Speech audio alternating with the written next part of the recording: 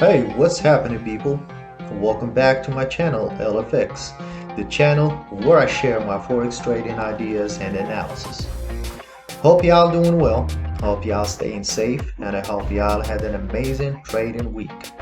As usual, today's video is next week's forecast / last week's recap. By the end of this video, if you guys like my content, please hit that like button, share, and subscribe.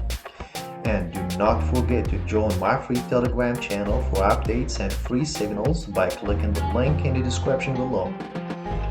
Alright, without further ado, let's jump right into it. Well, we were expecting the DXY last week to go down towards the 89.907. It did go down for the most part, but then on Friday, which is today, it started making its way back towards the initial resistance. So for next week, it will be safe for me to say that DXY will face rejections at this level, then head back towards our initial target down again at 89.907. With that being said, we'll again base our US pairs move on the US dollar being bearish for next week. Alright, so as usual, we are going to start with the Euro US dollar. Okay, so as predicted from last week's forecast, we said we wanted to see it break above this major resistance. It actually did and provided a nice buying opportunity by coming back and retesting the same level before going bullish and almost touched the resistance level. I hope you guys were able at least to catch few pips with this move.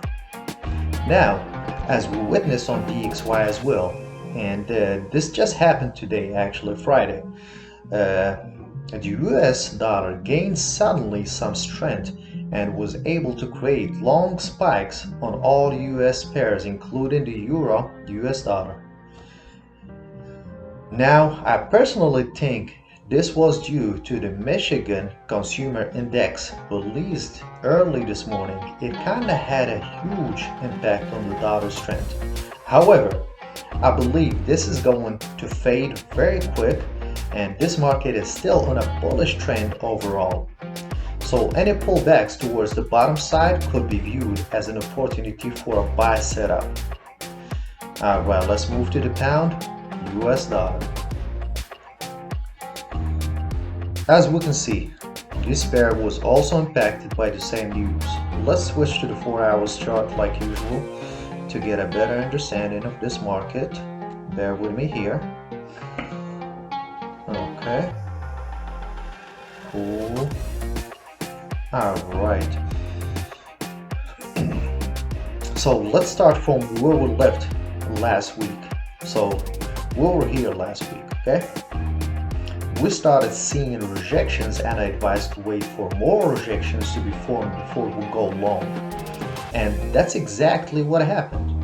We got 4 rejections as a confirmation of how strong is this support here before taking off towards the resistance level above. Again, I hope you guys were able to catch some pips here. If you did, please hit that like button for me. Now, similar to what's transpiring with DXY and Euro US dollar, this spike here is only provisional and we are still looking for a buy setup. So any pullbacks toward this support area could be viewed as an opportunity to go long. Again, stay tuned as I'm definitely going to update you guys on my Telegram channel. So if you haven't joined yet, it's maybe time for you to do so. It's free of charge and I post daily and weekly updates and my personal trading ideas. Alright, let's move on to the New Zealand US dollar. Okay, so as I mentioned during last forecast, this was a solid buying setup to not miss after seeing 3 rejections followed by 2 hammer candles, as you can see here. And of course, as soon as the market opened, we were able to take our trade and pocket almost 100 pips. Then right after, we lost a small trade, as you guys can see here, due to the same news impact from early this morning. Now what we want to see is rejection or rejections being formed here at this support level before we go ahead and take a long position on this pair. The setup should be looking something like this, with the target being this resistance line, and the stop loss could be placed right under this key level down here. Again, I'm probably going to call it on the Telegram group once there is an opportunity, so stay tuned as usual. Now let's go to the Euro, the Japanese yen.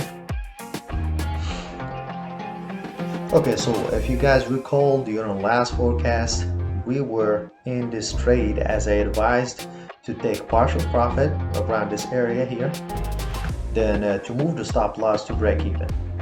Well, this trade ended up hitting our initial target, providing us with over 200 pips win. Now, as you guys can see, I traced two key levels based on the hourly time frame. Let's go ahead and switch to the hourly chart very quick. Bear with me here again. Alright, so yes, it's clear now that this is a key level.